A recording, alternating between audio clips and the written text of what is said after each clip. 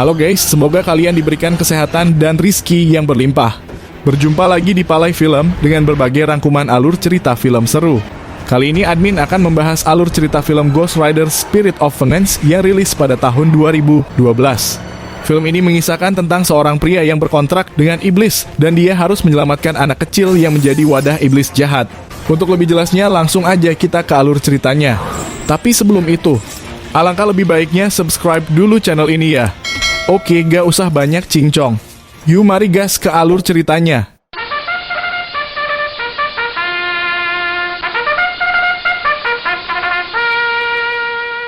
Film bermula dari seorang pendeta berkulit hitam yang mendatangi biara untuk memastikan keberadaan Danny, sang bocah ajaib. Pendeta rada koboi itu adalah Moreau. Sesampainya di biara, dia bertemu dengan kepala biara yang bernama Benedict. Moreau menjelaskan jika anak itu tidak aman berada di biara tersebut karena ada iblis yang menginginkan anak itu. Dan hanya ada satu tempat yang akan menyelamatkan bocah itu, yakni di pemakaman suci. Namun tak berselang lama, omongan Moreau pun terbukti. Terjadilah penyerangan di biara itu dan tujuannya adalah untuk mengambil anak tersebut.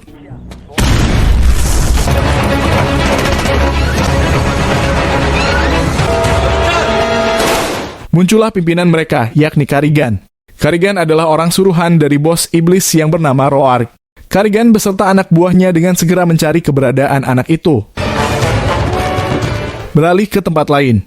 Ternyata Danny sedang bersama ibunya yang bernama Nadia. Nadia mencoba melindungi anaknya yang sedang diburu. Moreau pun berusaha melindungi mereka berdua.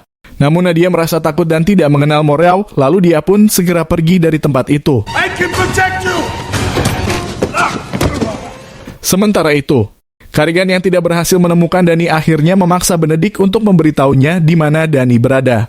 Namun tiba-tiba terlihat ada mobil yang keluar dari biara itu, dan itu adalah Danny dan ibunya. Seketika Benedict pun ditembak mati oleh Karigan. Melihat Danny dan Nadia pergi, seketika Moreau pun mengejar mereka dengan motor sundungnya. Lalu disusul dengan Karigan yang tidak mau ketinggalan aksi kejar-kejaran. Who's this guy?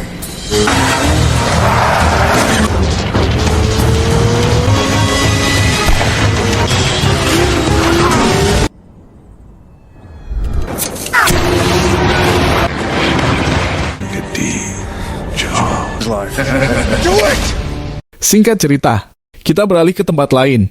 Di sana terlihat dua orang lelaki yang sepertinya sedang berkenalan. Yuk kita kenalan satu-satu. Yang pertama adalah Johnny Blaze. Johnny Blaze adalah aktor utama dalam film ini. Pada Ghost Rider pertama dia telah melakukan perjanjian dengan iblis yang bernama Roark. Dan yang selanjutnya adalah Monroe. Monroe adalah saudara dari Moreau, sang pendeta koboi yang tewas dalam aksi kejar-kejaran dengan Karigan. Setelah itu, Monroe menjelaskan maksud dan tujuannya datang ke tempat Johnny, yakni Johnny harus menyelamatkan anak yang bernama Danny yang sedang diburu oleh Karigan atas suruhan Roark. Awalnya Johnny tidak mau melakukannya karena dia tidak punya kepentingan apa-apa. Namun, Monroe memberikan iming-iming yang menggiurkan, yang sangat Johnny inginkan dari dulu, yaitu jika Johnny bisa membawa anak itu kepada pihak gereja, maka kutukan yang ada di tubuh Johnny akan mereka angkat. Akhirnya mereka pun membuat kesepakatan. Beralih ke Nadia dan Danny. Nadia terlihat sedang menunggu seseorang. Tapi ternyata ibu dan anak itu sedang berakting dan mencari mangsa agar mereka bisa mengambil dompet pria itu untuk menyambung hidup. Setelah berhasil mengambil dompet itu, mereka pun segera pergi. Namun tanpa diduga ternyata mereka diikuti oleh beberapa anak buah Karigan.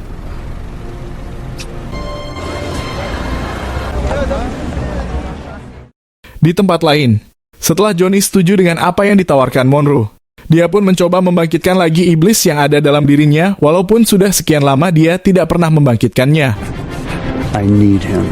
Sementara itu, Nadia dan Danny masih saja diikuti oleh anak buah Karigan. Dan di tempat lain, Johnny terlihat sedang bernostalgia dengan iblis yang ada di tubuhnya. Lalu tanpa berlama-lama, Johnny pun segera meluncur mendatangi Nadia dan Danny.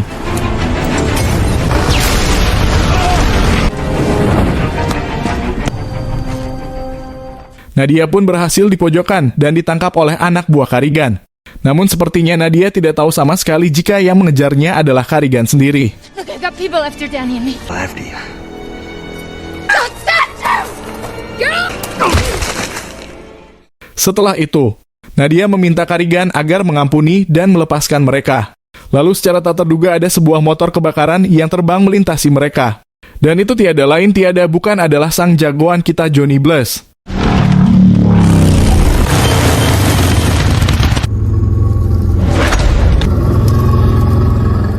Sontak semua orang yang berada di tempat itu merasa kaget dan heran dengan kedatangan makhluk itu.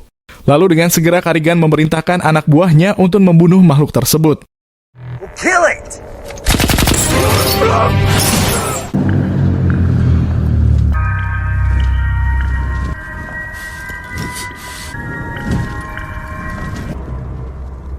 Johnny terlihat sangat emosi karena terus saja ditembaki oleh Om Kumis. Seketika Johnny pun meremasnya hingga menjadi abu.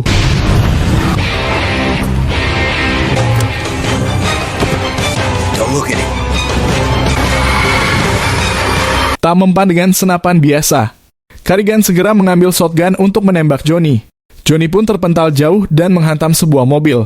Setelah itu Karigan beserta anak buahnya segera pergi meninggalkan mereka.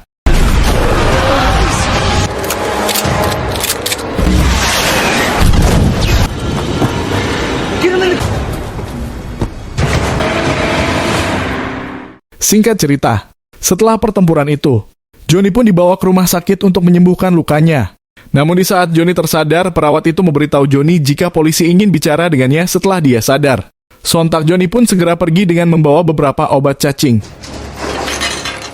Tak berselang lama, Johnny bertemu dengan Nadia yang sengaja datang ke rumah sakit untuk mencari tahu siapa Johnny sebenarnya dan apakah tujuan Johnny yang sebenarnya. Beralih ke tempat lain. Setelah Karigan berhasil mendapatkan anak itu, dia pun segera menghubungi Roark untuk meminta uang tambahan karena Roark tidak memberitahu jika Karigan akan menghadapi makhluk mengerikan seperti itu. Awalnya Roark tidak mengerti apa yang Karigan bicarakan. Namun setelah Karigan memberitahu tentang ciri-ciri makhluk tersebut, maka Roark segera mengetahui jika dia adalah Johnny Blaze. Seketika Roark pun membacakan mantra-mantra untuk Danny via telepon agar posisinya tidak terdeteksi oleh Johnny. Boy on the phone. Danny. Setelah mendengarkan mantra-mantra itu, sontak Danny menjerit dan jatuh pingsan. Ternyata Roark telah menanamkan semacam blokade agar Johnny tidak bisa mendeteksi keberadaan Danny. The cycle won't be able to sense. Be able to find you, so, Hello?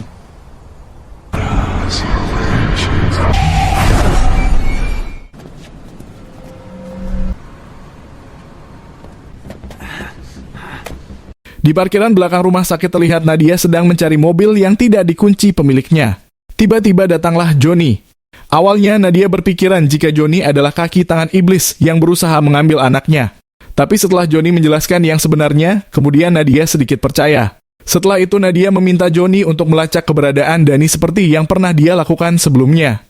Namun kali ini Johnny tidak bisa melakukannya karena tubuh Danny telah dihalangi oleh mantra. Can you do it again? I could sense him and then blocked. Setelah itu mereka pun pergi menggunakan truk. Di tengah perjalanan Johnny bertanya kepada Nadia tentang bagaimana Danny bisa seperti itu. Lalu Nadia pun menjelaskan jika di kehidupan masa lalunya dia pernah berhubungan dengan Karigan. Pada suatu hari mereka bertengkar dan Karigan menyiksanya hingga Nadia jatuh dari lantai 3 dan sekarat.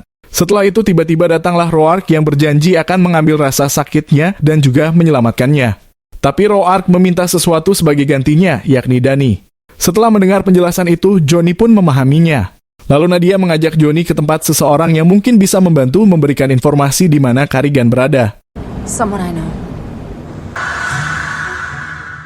Beralih ke tempat lain. Terlihat Karigan sedang membawa Danny untuk diserahkan kepada Roark. Namun di tengah perjalanannya tiba-tiba Danny membelokkan setirnya hingga membuat mobil itu menabrak tembok pembatas jalan yang membuat mobil mereka jungkir balik porak-poranda. Dalam kecelakaan itu mereka berhasil selamat. Lalu Danny segera pergi keluar dari mobil itu. Lalu dengan segera Karigan mengejarnya.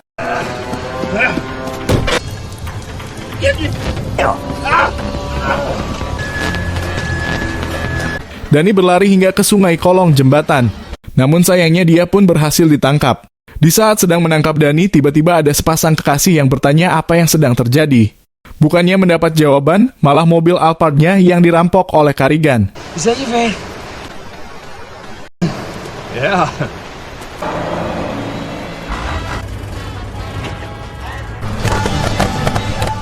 Beralih ke Nadia dan Johnny. Mereka berhasil menemukan anak buah Karigan. Mereka pun segera menginterogasinya. Dengan sedikit menunjukkan wujud iblisnya, akhirnya Johnny bisa membuat pria itu ketakutan dan memberikan informasi di mana Karigan berada.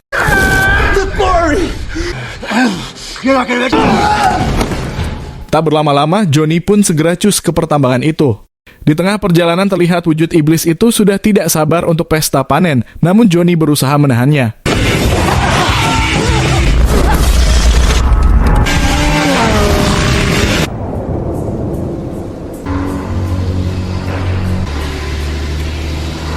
Beralih ke pertambangan.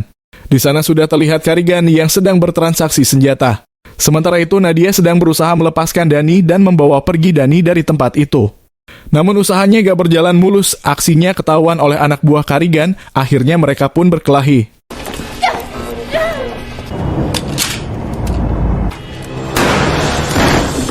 Tak berselang lama, datanglah Johnny ke tempat itu. Kedatangan Johnny dimanfaatkan oleh Karigan untuk uji coba senjata yang akan dia beli.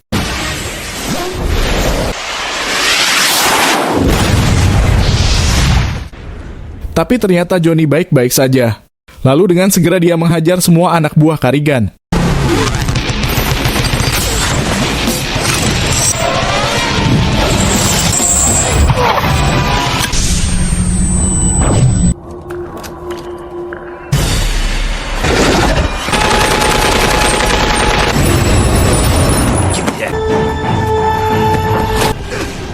Setelah menembak Johnny dengan RPG, Karigan tampak senang dan mengolok-olok Johnny. Did that hurt?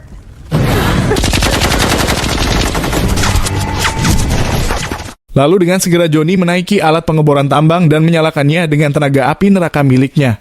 Mereka pun diserang habis-habisan oleh Johnny.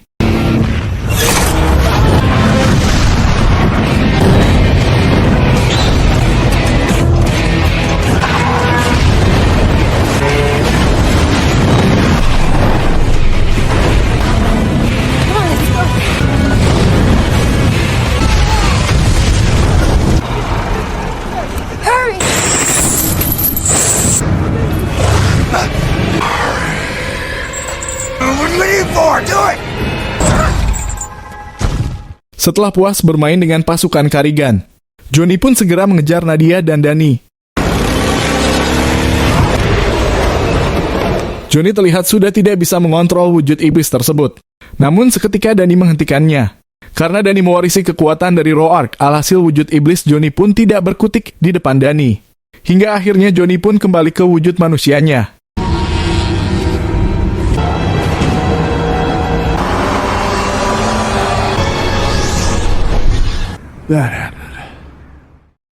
Singkat cerita, Johnny, Dani, dan Nadia terlihat sedang asik mengobrol di warteg. Johnny sudah menghubungi Morel untuk membawa mereka ke tempat suci yang bisa melindungi Dani. Sementara itu, di tempat lain terlihat Roark sedang mendatangi Karigan yang sekarat dan hampir mati. Seketika Roark pun menyembuhkan Karigan dan memberikannya kekuatan pembusukan. Dengan kekuatan tersebut, benda apapun yang dia sentuh akan membusuk. What you do to me? You're a little less, but also more. Giving you power. Eman Yani anak apa-apa perlu bukti aja. Seketika dia pun langsung menjajalnya ke pria oren yang gak berdosa.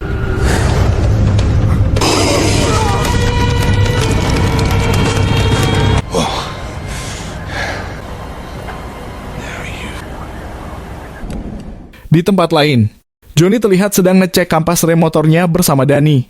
Entah apa yang ada dalam pikiran Dani, tiba-tiba dia bertanya bagaimana Johnny kencing saat dia dalam mode iblis. Seketika Johnny langsung melakukannya. You have to pee when you're on fire?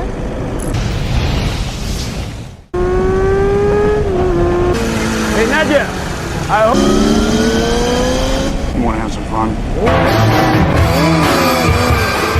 Singkat cerita, mereka pun sampai di tempat pemakaman suci.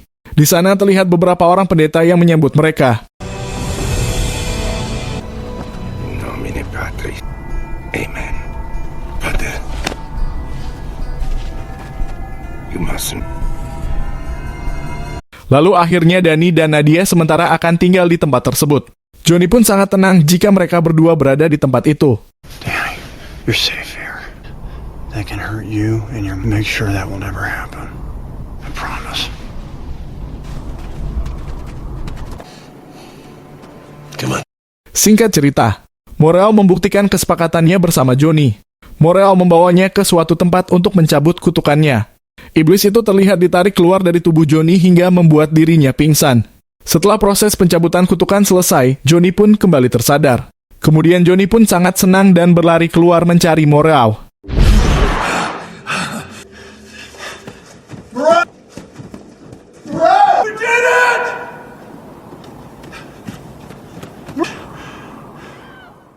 Namun hal yang sangat tak terduga terjadi.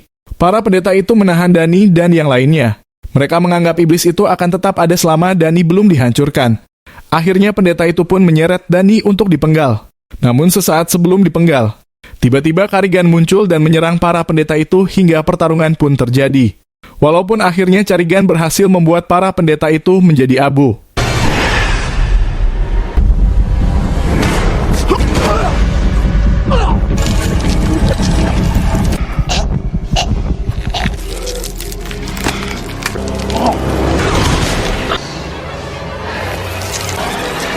Peace, brother.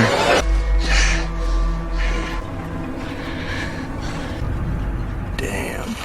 Setelah itu, Johnny dan yang lainnya mendatangi tempat di mana Danny dieksekusi. Namun sesampainya di sana, mereka tidak menemukan Danny dan para pendeta itu. Sepertinya mereka sudah terlambat karena ada orang lain sebelum mereka yang mengacaukan acara pemenggalan dan berhasil membawa Danny pergi. Lalu Morel pun menjelaskan jika hari ini adalah hari ramalan. Di usia Danny yang ke-13 ini, pada fajar musim dingin ritualnya bisa dilakukan. Bagi Roark, Danny adalah wadah yang berisi kekuatannya. Ritual itu akan memindahkan intisari rohnya ke dalam anak itu. Setelah itu takkan ada lagi Danny, yang ada hanya Roark. Only rock. No. Both of you. Happen at the dawn of a new day. Well, that's good. So let's go. Di tempat lain, Carrigan terlihat sedang mengantarkan Danny kepada Roark sesuai janjinya. Roark pun tampak senang dan segera menyapa Danny. Know who I am. I'm sure your mother told you a lot of Beralih ke Morel. Untuk mempersiapkan aksi penyelamatan Danny, mereka pun harus mempunyai senjata. Lalu dengan segera Morel membawa Johnny dan Nadia ke tempat penyimpanan senjata. And wine. I'm starting to like you again, Morel. Sementara itu, Roark terlihat sedang mendoktrin Danny. Roark memberitahu Danny jika Roark sekarat karena kekuatan iblis memakan tubuh Roark. Danny memiliki kekuatan yang Roark tanamkan. Mereka seperti bapak dan anak. Namun Danny berbeda karena bisa menerima kekuatan tersebut tanpa terbakar. Lalu seketika Danny pun disuntik agar dia tenang selama proses ritual. power without burning it.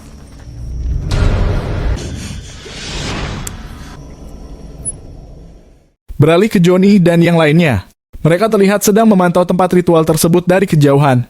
Mereka melihat sekumpulan politikus, pembunuh, orang-orang berpengaruh. Mereka berasal dari penjuru dunia. Mereka disebut prajurit iblis yang sedang berkumpul untuk menyambut raja baru mereka. Dan jika Roark berhasil, maka dia akan memiliki wujud baru yang lebih kuat. One more powerful that is ever known.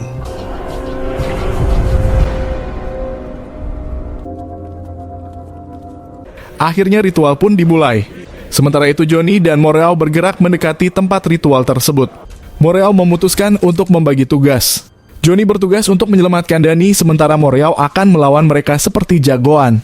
You go, you grab the boy and you run. Mereka pun dengan segera bergerak.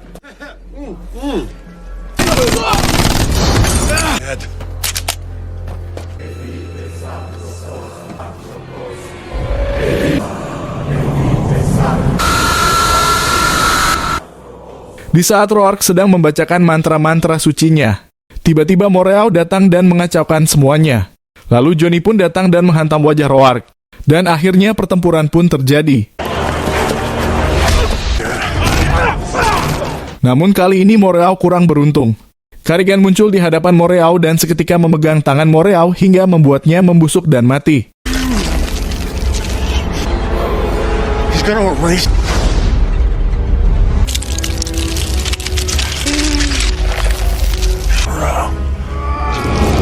Still sees the light. Kemudian giliran Johnny yang ditangkap oleh Carrigan. Johnny yang sekarang sudah tidak berkontrak lagi dengan iblis. Itu artinya dia sudah menjadi manusia biasa. Namun tanpa diduga, Danny datang menghampiri Johnny lalu memberikan kekuatannya kepada Johnny hingga menjadikannya Ghost Rider lagi.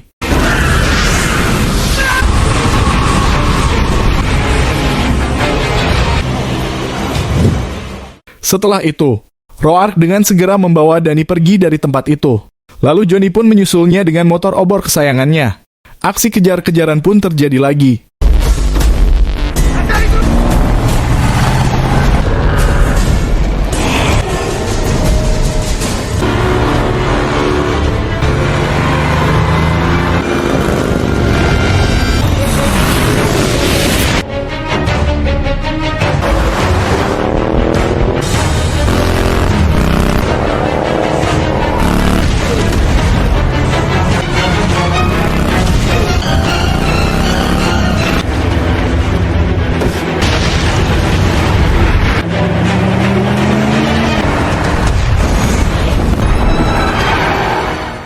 Sementara itu, Nadia dikagetkan dengan kehadiran Karigan di kap mobilnya.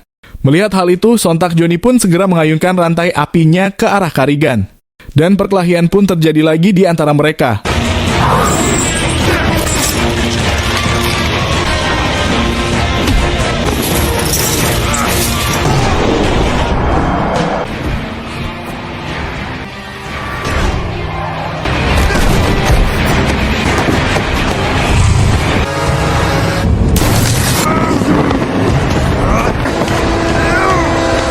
Setelah lumayan lama bertarung, akhirnya Karigan berhasil dikalahkan oleh Johnny. Setelah itu Johnny langsung menaiki motor obornya untuk mengejar Roark yang sudah lebih dulu membawa Danny.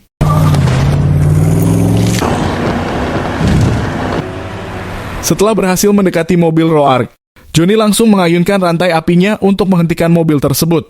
Seketika mobil itu jungkir balik tersungkur, lalu Johnny segera turun untuk mendatangi Roark.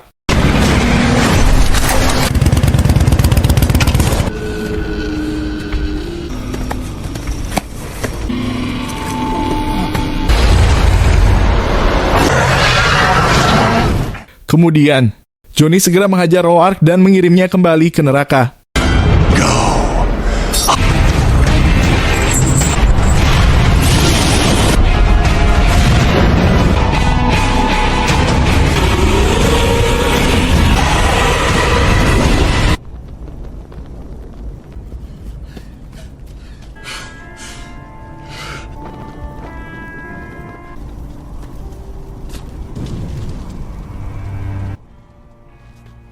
Di akhir cerita, Johnny menyelamatkan Danny dan mengembalikannya ke Nadia.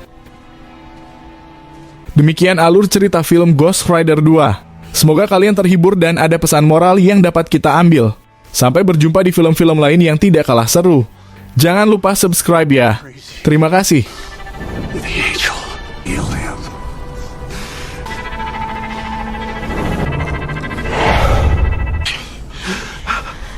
Did we win?